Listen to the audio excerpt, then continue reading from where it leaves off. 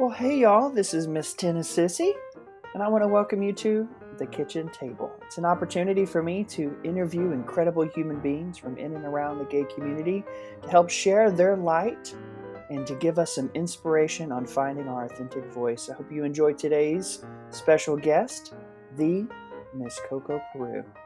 Enjoy, and don't forget to like and follow me on Instagram, this podcast, and on YouTube. Well, have a great day.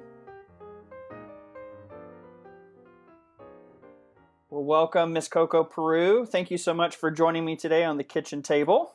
Well, thank you, darling.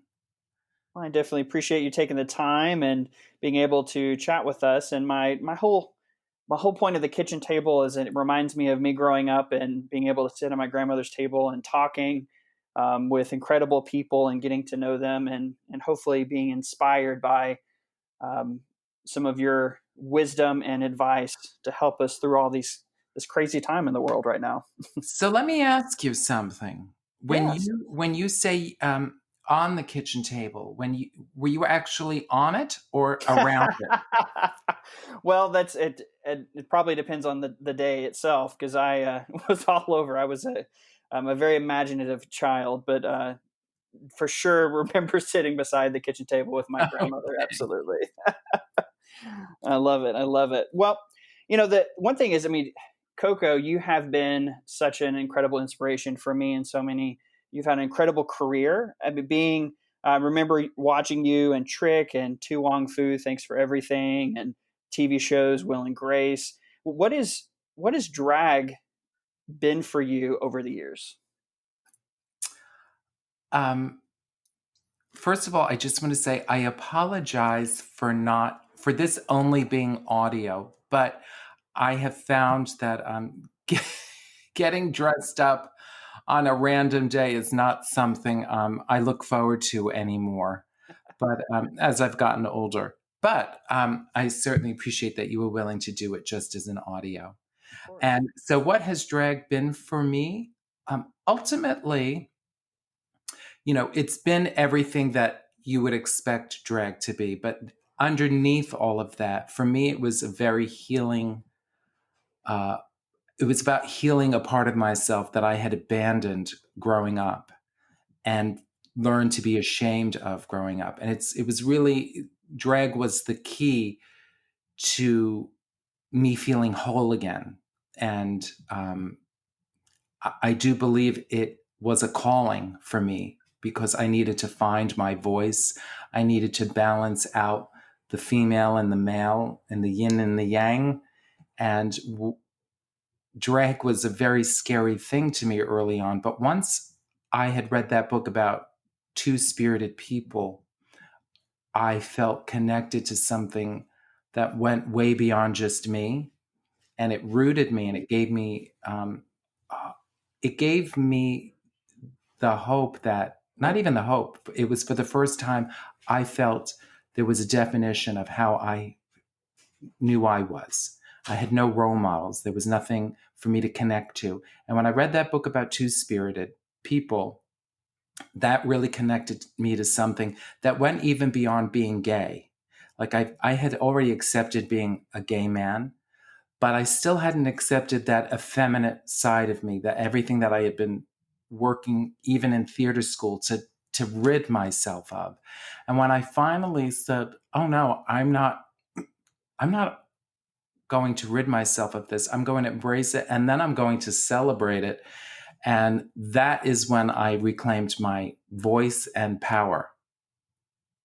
That resonates so much with me, and I am in baby drag at this point in time. I actually started through this whole life cycle. I'm 36 years old, and I hit this moment in my life of who am I? And when you were talking about hiding that the feminine side of who I was, I grew up super conservative in a family, and drag has been in a way my savior. Miss Sissy has been a way for me to find that voice that you're talking about. And I remember listening to some of the interviews that you've done over the years and you talking about the shaman and the two spirits. And I just instantly felt that connection of understanding, and it felt incredible to know that there was someone else that was going through that same struggle. And Right. thank you And so much for I've sharing that.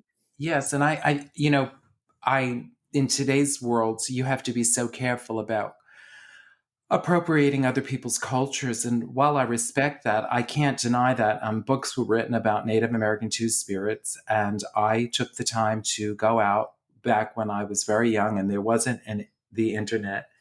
And in bookstores, I discovered these books, and they were the key. There were many different little things that happened in my life that led me to drag, and I felt like the reading that book about two spirited people was like the master key to Mm-hmm. unlock what I needed to, and and so when people say that drag is silly, or I've heard women complain that drag is insulting, and I just think, well, who the hell do you think you are? Because this is my life, and it is the opposite of what you're saying. Mm-hmm. To me, it was healing. It was wonderful. It was all about respecting the feminine and female, and acknowledging that I have both sides within one body, and no one can take that away from me. And I remember early on in New York when um, I would have a straight woman in the audience that would come with gay friends, or they would just eh, open to, when you live in New York, you're open to different kinds of theater and whatnot. But often women would come up to me and say that they wanted to be more like Coco Peru, and I always found that so interesting. Well, it's definitely an interesting topic. It's even from, for example, Jackie Hubba, who created that book "Fiercely You," and talks about embracing how she used drag to find her authentic voice. And I think it's become such a um, part of the conversation with women and men. Of it doesn't matter of your sexual preference or gender. It's all about embracing and finding. I think you put it really well with the yin and the yang, finding that balance to find who you really are and not trying to fit into what you think other people want you to be. Right. And it was only when I really acknowledged the feminine that I felt like my male side actually balanced out as well and became healthier. So for me, it was it encompassed so much.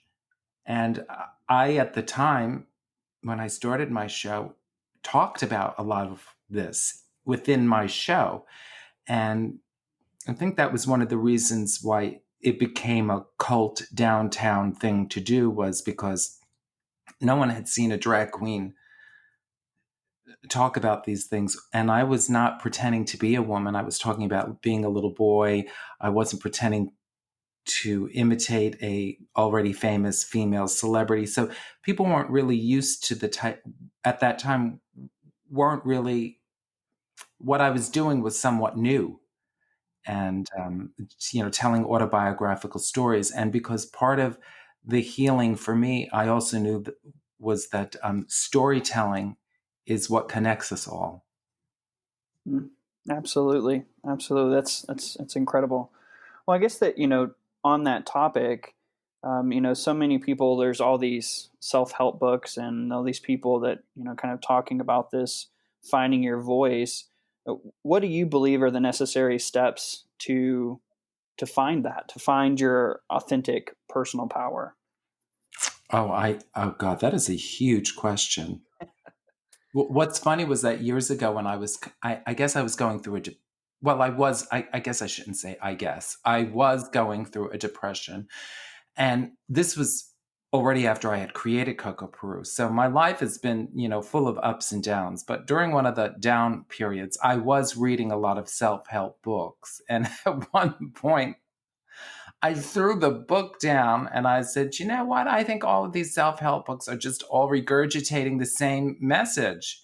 And my husband said, oh my God, you have just saved yourself so much money, because I had been buying a lot of these books. But, you know, I've always been on this quest for answers. So if I found like one sentence within a book that really resonated with me, well, then it was worth it. I love So that. I think, you know, I think being curious is essential to finding your voice. And, um, and so while people have the internet at their fingertips, I also think you need to be out there in the world and engaging people and asking questions, um, and just trying to be authentic. And it's a quest, you know, and it's not that I've even am whole and complete. I'm still on that quest. You know, it's ever evolving, I think. No, absolutely. It's definitely a life journey, and I think that one of the things that that resonated so much when I was listening to one of your interviews with Christopher Swan back in 2016, and you were telling the story of how you called that theater company and you said, "I'm going to be doing a show in 3 months," and you hadn't even written the show yet, and you talked about how you were facing and fighting through that fear, of that was kind of ingrained in you growing up and being bullied, and it was a part of your DNA. And I think that that was such an incredible story to know that, kind of like what we're talking about, is being brave enough to push past the fear, to put yourself out there in the world and talk to people and to share your journey.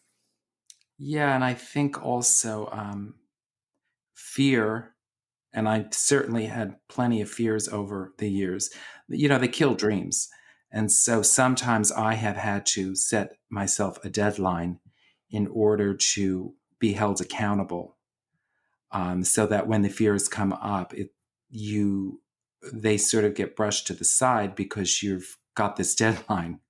So I always encourage people to set deadlines for themselves, and then if they need to let other people know about these goals and these deadlines, then their friends or people they work with, whatever, can hold them accountable. And that often will propel people. And then suddenly you've got a show and you think, how the hell did that happen? Well, and I think that that's such another point of talking about having that community, and that sense of a tribe of people that can support you and celebrate you. And I know that for me, and growing up in such a conservative environment, that the hardest part about finding that voice was finding the people that loved you for who you were and who you were trying to become, and allowing you to not maybe fit in their box. Um, and I hear so many. I'm actually a teacher outside of this world, and I see so many students that are constantly trying to balance that peer pressure of what they think everyone else wants them to be versus what naturally feels good to them. Um, it's Yeah, definitely it's a journey. so bizarre. I think the younger kids have more access to the world and maybe feel more of a community. So that's wonderful. But I imagine that in these smaller pockets, there's probably still a lot of peer pressure to behave and look a certain way, and so it's so unfortunate. And I always encourage kids to. It's most important that they feel safe. Um, and well, I don't know what I was going to say. I've lost it. Well, I've I mean, lost the thought, honey. well, I definitely think that safety, kind of when you're talking about that, is that that's when you feel comfortable and you feel safe in your own skin or in your environment, is when you truly begin to show that voice and begin to express yourself the way you're meant to be. Yeah, it was funny when I finally created Coco Peru that um, I found that a lot of the negative comments that were often tossed at me suddenly just stopped. It was almost like I had set this force field into the world of, you know, don't fuck with me, and not even in a. I felt like I was a softer, you know, more gentle person once I created Coco Peru.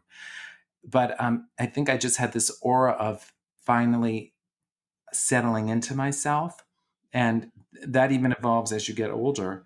But some of the, oh my God, I just totally burped because I'm drinking soda water. Sorry. But some of my, some of my, I'm just keeping it real. That's right. Just keep it real, Um, girl. Just keep it real. exactly. But some of the people that did bully me have come up to me and either apologized or congratulated me. And Mm, I just found that so fascinating that it was only when I decided to own 100% of myself that all of that bullying stopped. And not only did it stop, but the very, some of those very bullies then, congratulated me. So there's something about, and that's what inspired me when I went to Peru and met that drag queen named Coco. And at the time in Peru, it was so homophobic, and you had to knock on the little door to get into the gay club. And yet, this drag queen who performed in that gay club was famous throughout Peru and on television. And I just thought that is so bizarre that in this Catholic country, this person who clearly just embraced and puts herself out there, they're responding to it, even the most homophobic people. So I thought that's the power of drag. And that's what I wanted to experience. And I wanted other people to experience as well, even if drag wasn't the vehicle, that we're all responsible and have the gift of creating who we are in this world.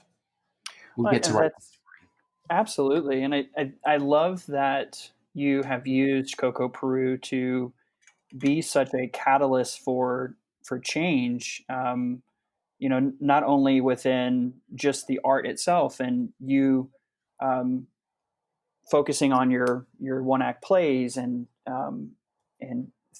theater. I think that that's a credible outlet, but also too, I mean, just the sense of being an activist in our community and talking about HIV and AIDS and working for all these nonprofits. I think is an incredible outlet that you've used Coco to create that change through your voice. Yeah, I was inspired by the activists, the AIDS activists in the 80s and 90s. So I was too intimidated by all of it to actually be a part of it. I was too young to take on all the rage that they had, although I had that rage inside of myself. So I think that that's what scared me was that I had so much rage bubbling deep within me that to unleash it, I think would have overwhelmed me.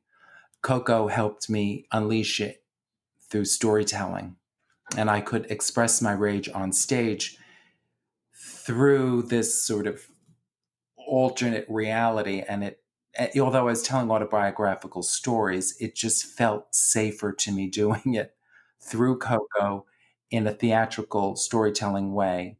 And I also realized that that might help an audience feel safer as well, Absolutely, absolutely, um, while talking about those issues. So certainly the AIDS activists of that time inspired me to want to not only be an entertainer but to help change the world. Because at that time too, there were no real gay characters on television that you could look up to. And I just knew that was wrong. So my mother was always saying, "Well, why do you always have to write gay stuff?"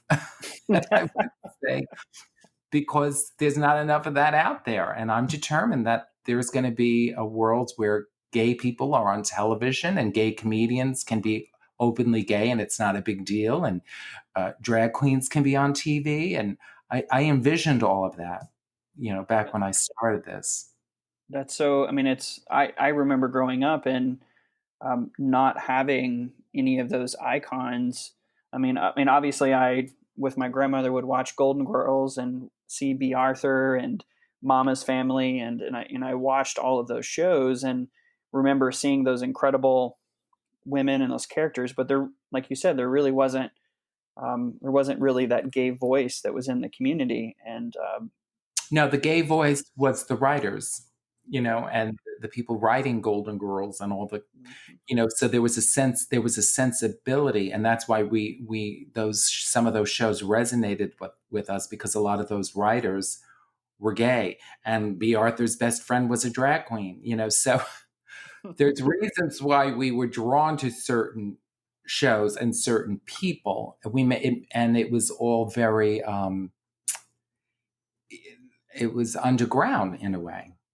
Very much so. That's so interesting. Well, speaking of B. Arthur, I know that you did your. I remember watching one of your Coco Thoughts while in solitude, and you talked about how you spoke at B. Arthur's memorial, and of course you did your interview with B. Arthur. And I just was curious of what is the greatest lesson that you learned from your relationship with her?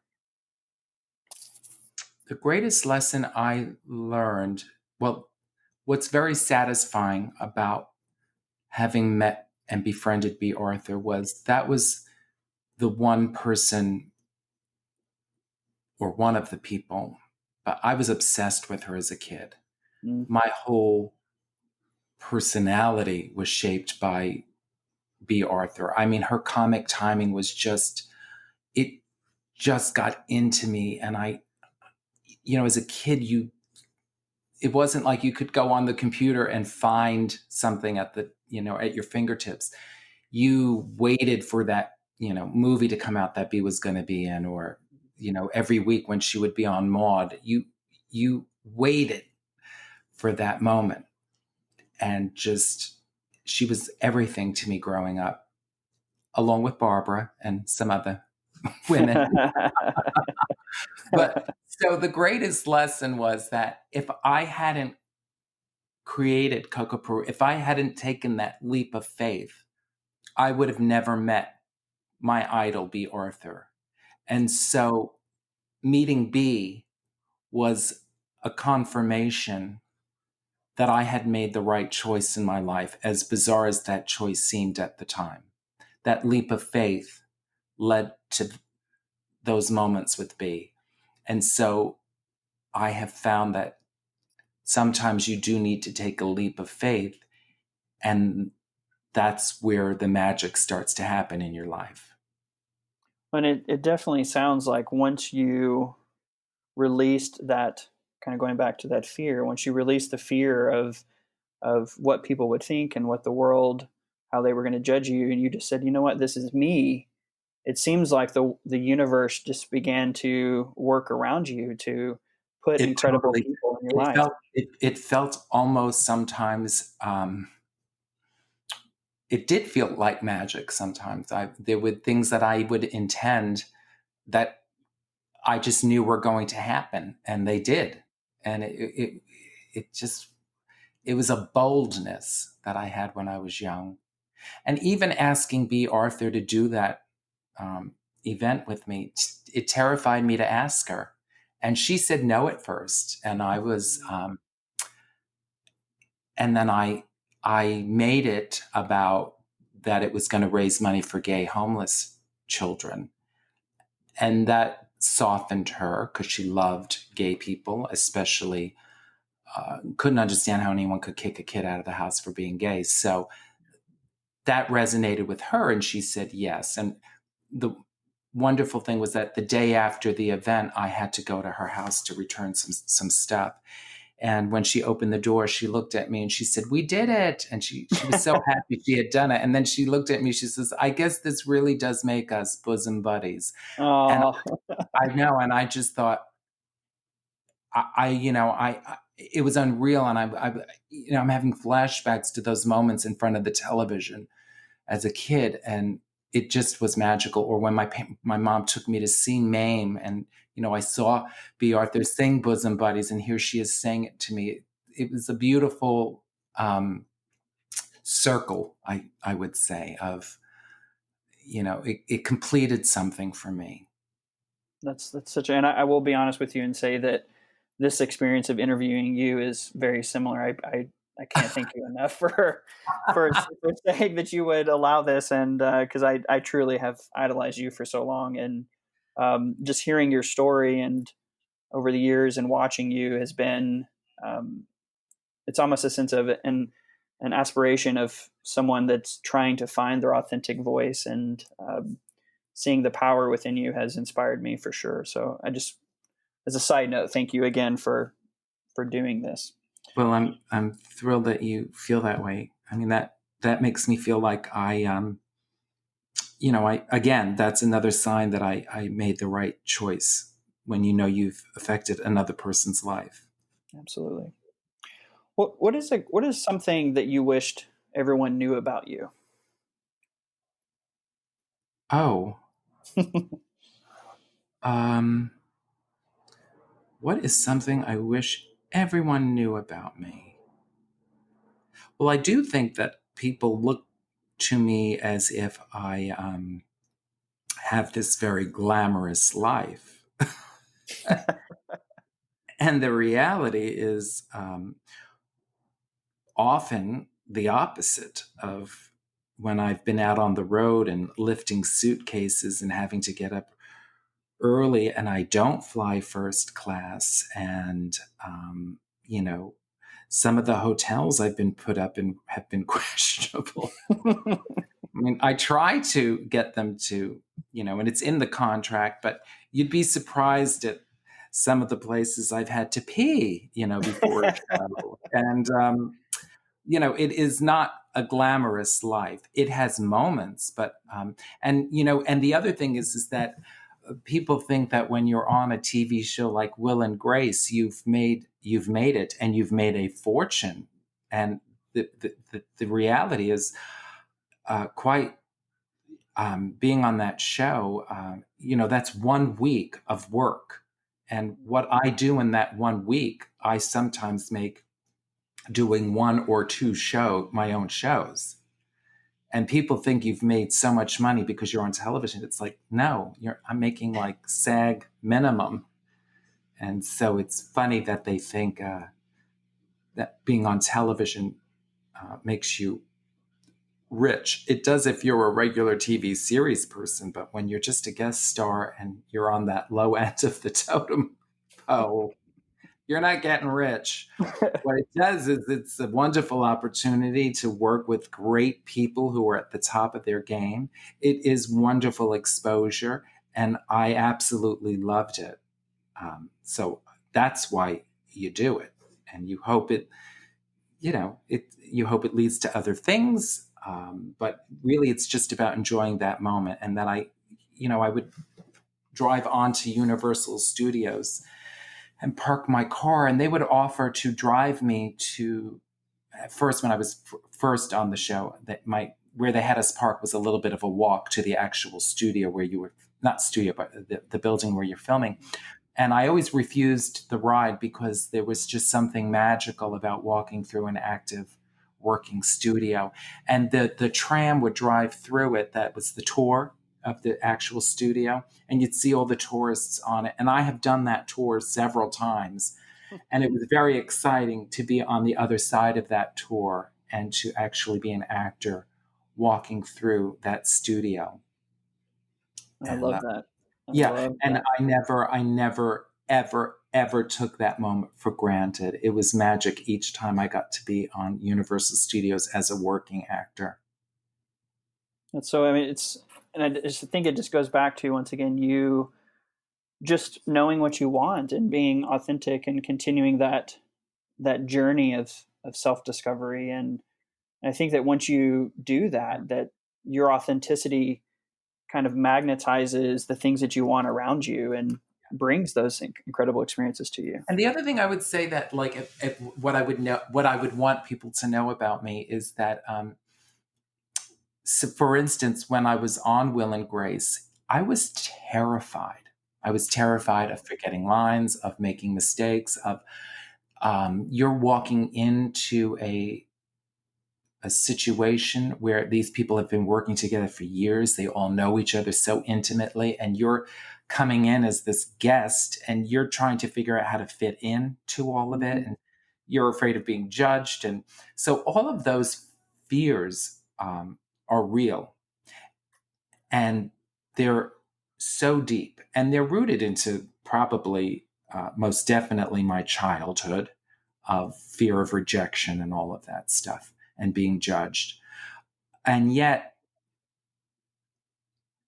in spite of those fears, you show up and you throw yourself into it. And that, I would say, is what I would want people to know. I think some people look at me as this fearless person that has all this bravery. And I don't think I have bravery. I think I have courage to show up. And so that's what I always encourage young people is to be courageous. And that doesn't mean you don't have fears. It means that in spite of them, you still show up.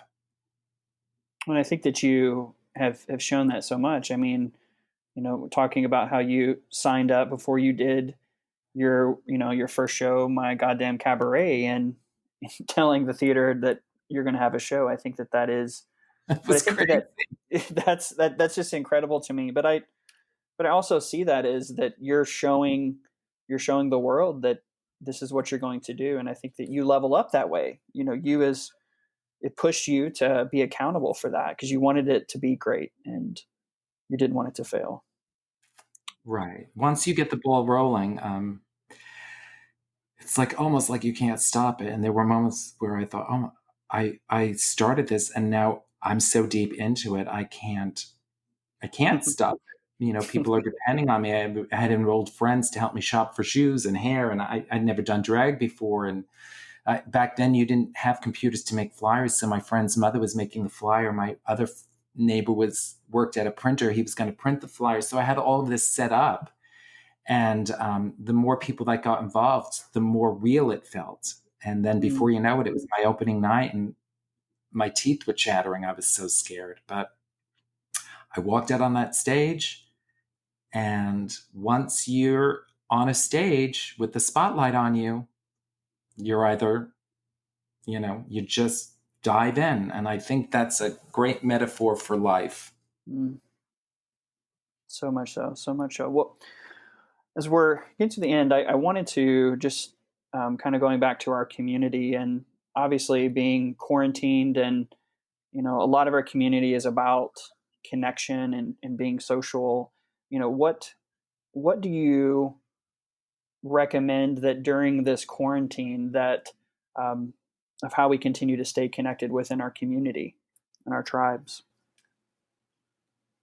Well, for me, I did those Coco thoughts while in solitude. And so I would, again, the challenge for me, I set this challenge up for myself where I was going to go around my home and just find little things that I could appreciate since I was stuck in my home. And when I made those videos, I challenged myself where I would turn the camera on, start talking, film it, and then that was it. I wasn't going to give myself a second chance. And being a perfectionist, that was my challenge, was that at a time like this, it was more about just connecting with other people, that it wasn't about perfection. It was about speaking from my heart. And if someone received it, great. If they didn't, it was just putting it out there in the world. And so the response was really overwhelming. And so many people wrote me saying that they listened to those right before they went to bed. And I thought, how interesting that, people of all different ages at this time basically needed a bedtime story. And that really was beautiful to me. And now I do the Casa Cocos. And I've been doing the phone calls where I call fans. And so it's about creating intimacy in a time when we can't be physically with each other. And we're blessed to have phones and computers where we can do that, Absolutely. So I think reaching out to people, I check in on friends, just reaching out and being creative in the ways in which we do that. That's beautiful. That's beautiful. I definitely think that it's about the human connection, and you have been such a great example to continue to keep people connected, through your solitude, YouTube videos and your Casa Coco. And it's just a great way just to remind us of what we're in this together. So thank you so much for continuing to be that light for our community and this world, and letting us know to not leave couches on the curb.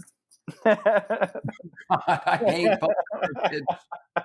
Oh, you just reminded me. I need to call because the one of the biggest culprits is an apartment building right as you turn onto my street. There's an alleyway behind it, and I don't know where all this bulk garbage comes from within this tiny little strip of apartments, but literally you call 311, they come and pick it up, and the next day there's another whole pile of bulk garbage. Where is this coming Unbelievable. from? There's a black hole there where it's coming from some other universe, I think. Just you clear it out and the universe provides more. It's just so bizarre. Trying to But figure out why they have so many couches. I don't understand. yeah, it's like, where are all these couches and mattresses coming from? But it is what it is. But yeah, I that is one of my obsessions. I love it.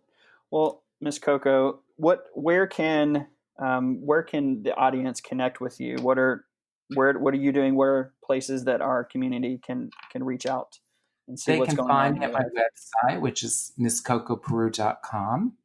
They can find me on Instagram, Facebook, Twitter. I'm not on TikTok.